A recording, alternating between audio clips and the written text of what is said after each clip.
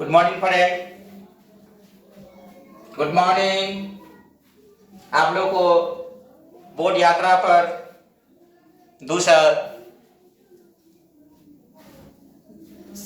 47 पर आप लोग को स्वागत है कि बोर्ड यात्रा 47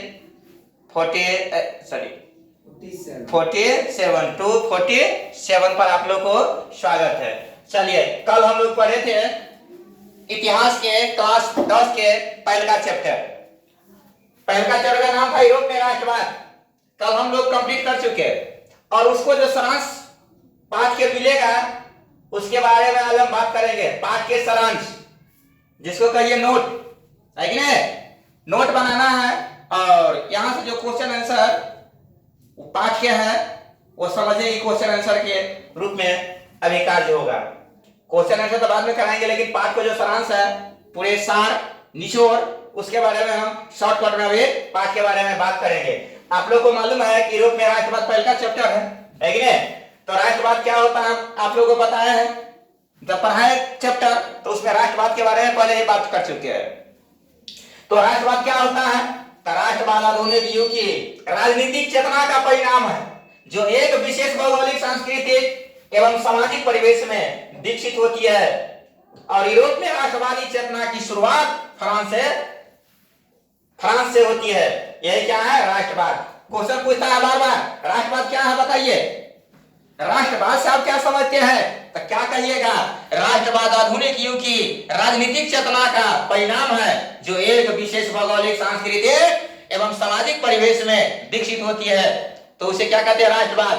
और राष्ट्रवाद का बीजारोपण यूरोप में राष्ट्रवादी चेतना की शुरुआत फ्रांस से होती है। कहां से होती है? फ्रांस से। याद रखिएगा, यूरोप में राष्ट्रवादी चेतना की शुरुआत कहां से होती है? फ्रांस से। राष्ट्रवाद के विकास में सहायक तत्व अब क्या है? राष्ट्रवाद के जो विकास में सहायक तत्व है वो कौन कौन से तत्व है? तो वैसे तो निम्न तत्व है, इसमें 6 गो तत्व दिया गया है। कितने? 6 तत्व के बारे में बात करेंगे। सबसे पहले का तत्व है पुनर्जागरण के परिणाम स्वरूप उत्पन्न परिस्थितियां। पहला पॉइंट क्या है? पुनर्जागरण के परिणाम स्वरूप उत्पन्न परिस्थितियां। दूसरा है फ्रांसीसी क्रांति के आदर्श, नेपोलियन का सैन्य अभियान एवं प्रशासनिक व्यवस्था। चौथा है मध्य वर्ग का उदय एवं उदारवादी सोच, तत्कालीन सामाजिक एवं सांस्कृतिक परिवेश में टर्नी की प्रतिक्रियावादी नीति। क्वेश्चन क्या पूछेगा? राष्ट्रवाद के विकास में कौन कौन से तत्व सहायक है उसको लिखे। तो क्या कहिएगा? राष्ट्रवाद के विकास में सहायक तत्व निम्न है, और निम्न में से कौन कौन से है? तो पहला है पुनर्जागरण के परिणाम स्वरूप उत्पन्न परिस्थितियां, फ्रांसीसी क्रांति के आदर्श, नेपोलियन का सैन्य अभियान एवं प्रशासनिक व्यवस्था, मध्य वर्ग का उदय एवं उदारवादी सोच, तत्कालीन सामाजिक एवं राजनीतिक परिवेश में टर्नी की प्रतिक्रियावादी नीति। है कि नहीं? किसके बारे में पढ़े हैं? राष्ट्रवाद के विकास में जो सहायक तत्व है वो कितने? 6 गो। अब देखिए आगे है राष्ट्रवाद की चेतना का परिणाम। इसमें क्रांति, कारण और परिणाम। जो क्रांति होता है, कोई कारण होते टकराले क्रांति होता है, उसका कारण क्या होता है, और फिर लास्ट में उसका परिणाम, रिजल्ट क्या निकलते हैं, उसके बारे में देखिए।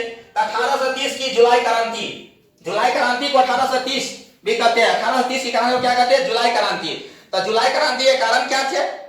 तो कारण भी निम्न थे। पहला कारण है मेटरनी की प्रतिक्रियावादी नीति, चार्ल्स दशम एवं पोलिनेक का निरंकुश शासन, उदारवादियों द्वारा अभिजातीय वर्गीय व्यवस्था का विरोध। क्वेश्चन पूछेगा 1830 की जुलाई क्रांति के जो कारण थे उस कारण को लिखिए या लिखिए। तो कौन कौन कारण थे? कितना इसमें कारण थी? 1830 की जुलाई क्रांति के कारण क्या था? तो निम्न कारण। पहला कारण मेटरनी की प्रतिक्रियावादी नीति, चार्ल्स दशम एवं पोलिनेक का निरंकुश शासन, और तीसरा पॉइंट है उदारवादियों द्वारा अभिजात वर्गीय व्यवस्था का विरोध। क्या हुआ? कारण किसका कारण? क्रांति, कौन क्रांति? 1830 की जुलाई क्रांति के कारण। और उसका परिणाम रिजल्ट क्या निकला? तो देखिए, लुई फिलिप शासक बना और चार्ल्स दसम इंग्लैंड पलायन कर गए। इससे पहले हम पाठ्य पढ़े हुए थे। तो इसका परिणाम क्या हुआ? लुई फिलिप जो थे वो शासक बना और चार्ल्स दसम क्या कर गए? इंग्लैंड पलायन कर गए। फिर आगे है उदारवादी एवं संवैधानिक राजतंत्र की व्यवस्था। फिर मेटरनिक व्यवस्था को चुनौती, राजशाही एवं चर्च के प्रभाव को चुनौती। यह क्या थे? परिणाम। किसका परिणाम? 1830 की जुलाई क्रांति के परिणाम। तो कितने का परिणाम? 1 2 3 4 4 को परिणाम पर है।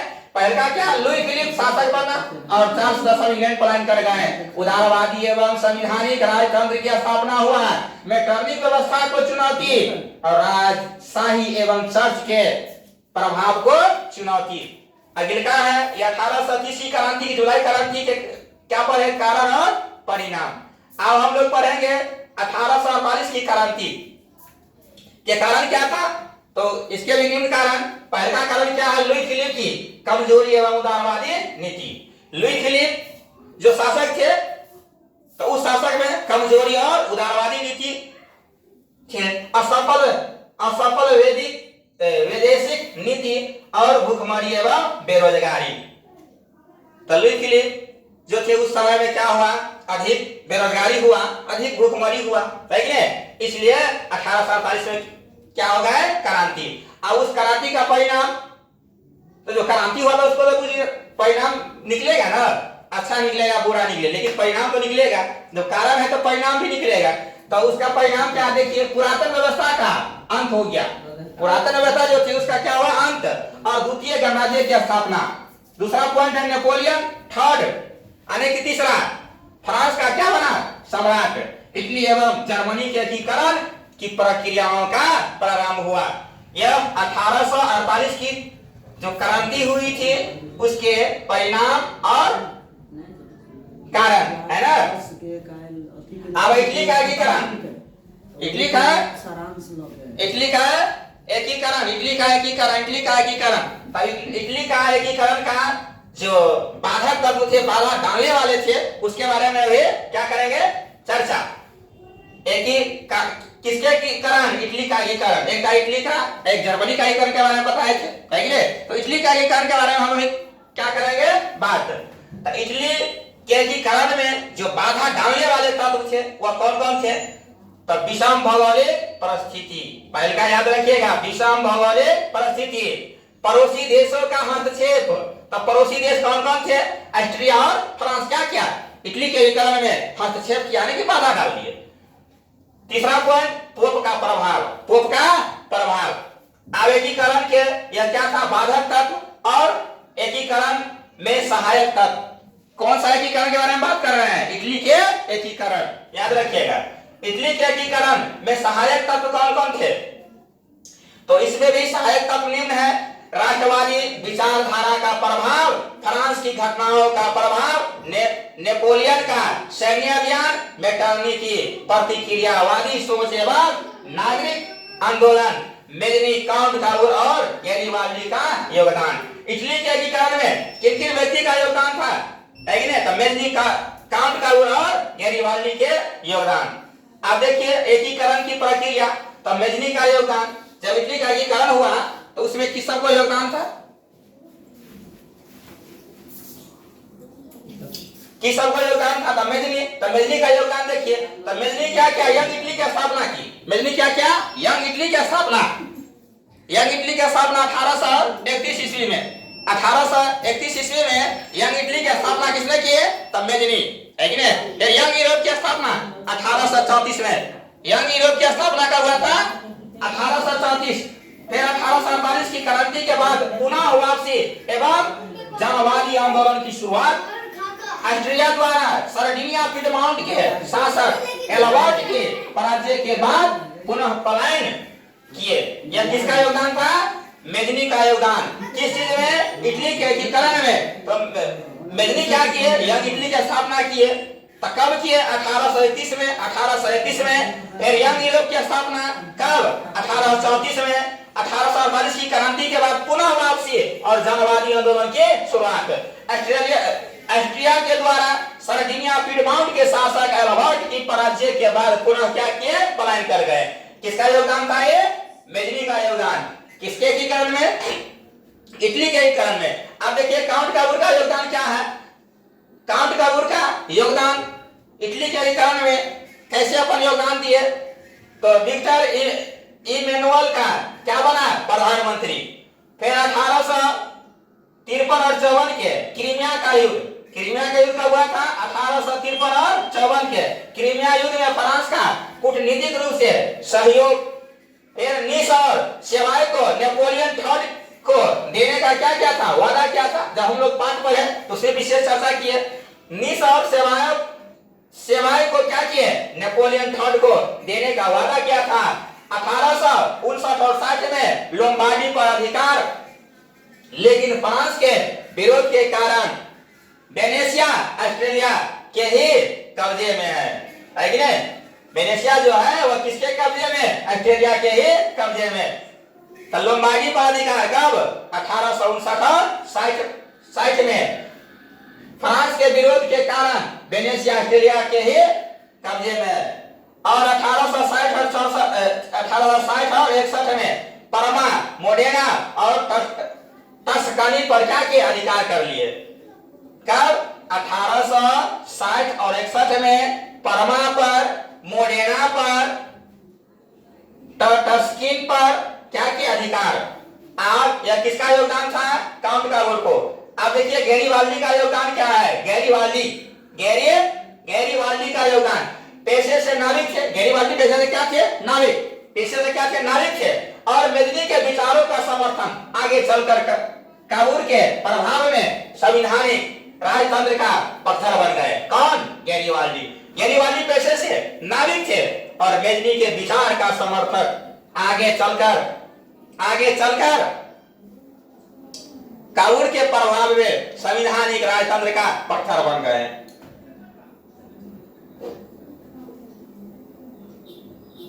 फिर सिसिली और नेपल्स पर अधिकार किया और विक्टर इमैनुअल द्वितीय का प्रतिनिधि शासक बन गए। सिसिली और नेपल्स, याद रखिएगा, सिसिली और नेपल्स पर क्या क्या अधिकार किया और विक्टर इमैनुअल द्वितीय का प्रतिनिधि शासक बन गए। और 1862 में रोम पर आक्रमण की योजना बनाई, लेकिन काबूर से मुलाकात के बाद योजना को क्या किए? परित्याग कर दिए। इटली के दक्षिण क्षेत्र के शासक बनने का प्रस्ताव खारिज किया एवं अपनी संतति राष्ट्र को समर्पित कर साधारण किसान का जीवन व्यतीत किया। जितने भी संपत्ति थे वो क्या किए? राष्ट्र को समर्पित करते, राष्ट्र को दे दिए और अपन साधारण जिंदगी बिताना शुरू कर दिए। साधारण किसान के जिंदगी बिताना शुरू कर दिए। किसके बारे में क्या है? गैरीवाल्डी। अभी एकीकरण का अंतिम चरण क्या था? 1862 में काबूल की मृत्यु। 1862 में क्या होता है? दुर्भाग्यवश से उसका मृत्यु हो जाते हैं। किसका मृत्यु? गैरीवाल्डी के मृत्यु दुर्भाग्यवश से हो जाते हैं। और रोम पर, वेनेशिया पर विक्टर इमैनुअल ने स्वयं क्या किया? अधिकार कर लेते हैं। और 1871 के फ्रांस और प्रसा के बीच युद्ध से उपजी अनुकूलन परिस्थितियों के कारण पोप वेटिकन सिटी के राजमहल में सिमट गया और संपूर्ण रोम पर इटली का अधिकार हो गया। इसी तरह इटली का एकीकरण पूरा हुआ। और इटली का क्या हुआ? एकीकरण पूरा। अब देखिए जर्मनी का एकीकरण। अभी किसके बारे में हम चर्चा कर रहे थे? इटली का एकीकरण, है कि नहीं? अब जर्मनी का एकीकरण के बारे में, तो जर्मनी के एकीकरण का बाधक तत्व कौन कौन थे? जिस तरह से इटली का बाधक तत्व, है कि नहीं, तो उसी तरह जर्मनी का भी बाधक तत्व। तो जर्मनी का एकीकरण का बाधक तत्व कौन कौन थे? बताइए, लिखिए।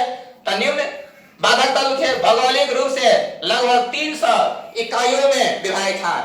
जो जर्मनी थे वो भौगोलिक रूप से लगभग छोटे बड़े 300 रियासतों में क्या हुआ था? बट गया था। उत्तरी जर्मनी प्रोटेस्ट एवं दक्षिणी जर्मनी कैथोलिक बाहुल्य थे, है कि नहीं? उत्तरी जर्मनी में कौन? तो प्रोटेस्ट और दक्षिणी जर्मनी में कैथोलिक बाहुल्य। तीसरा पॉइंट है राष्ट्रवाद के प्रारंभिक भावना का क्या था? अभाव था। अब देखिए एकीकरण के सहायक तत्व भी था, बाधक तत्व और सहायक तत्व कौन कौन थे? तो एकीकरण में सहायक तत्व भी निम्न थे: नेपोलियन का सैन्य अभियान एवं रायन राज संघ की स्थापना।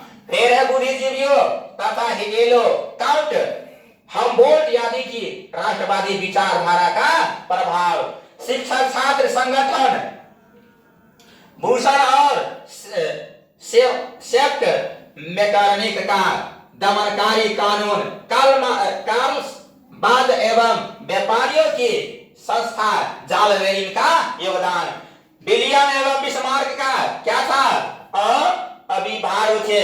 अब बिस्मार्क एवं जर्मनी का एकीकरण, बिस्मार्क एवं जर्मनी का एकीकरण। तो बिस्मार्क का योगदान के बारे में बात कीजिए तो जर्मनी डायट में प्रशा का प्रतिनिधि एवं निरंकुश राजतंत्र का क्या थे? समर्थक। सैन्य शक्ति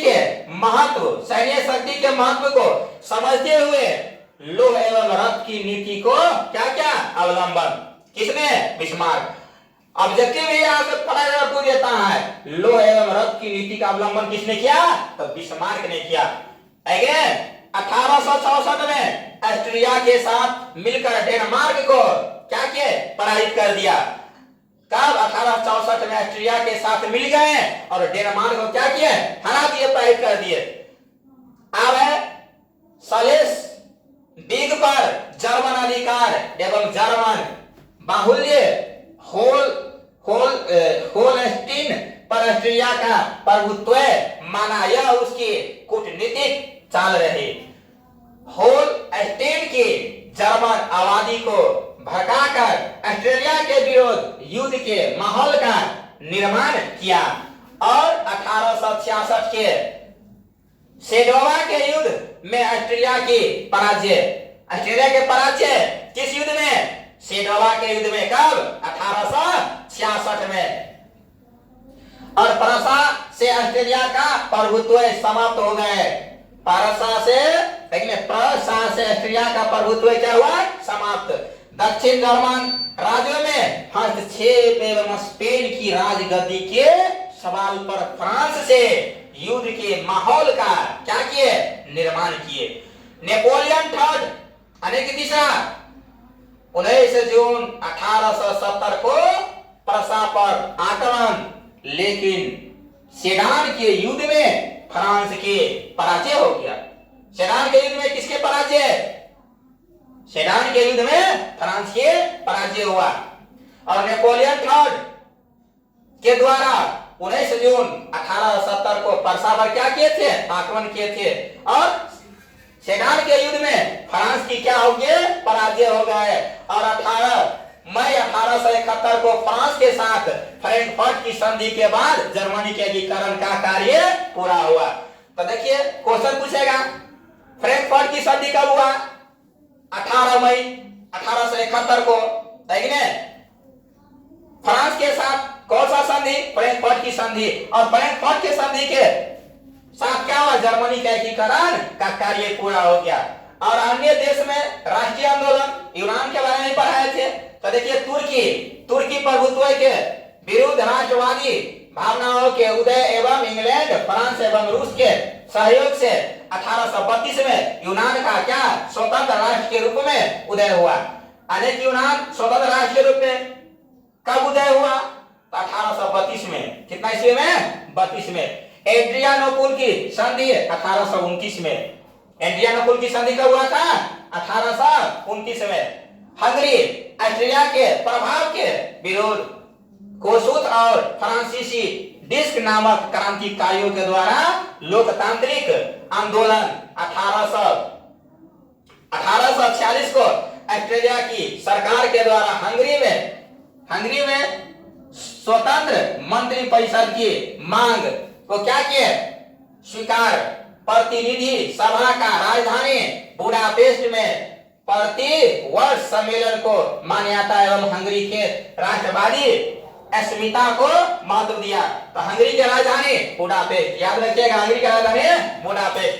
पोलैंड में राष्ट्रवादी आंदोलन को रूस के द्वारा दमन कर दिया गया।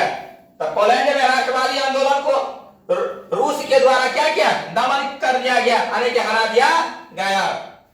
फिर है बोहेमिया।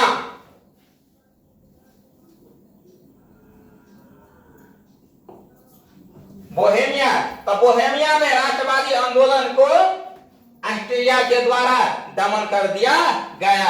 यही क्या था पाठ के सारांश। किस पाठ को? यूरोप में राष्ट्रवाद।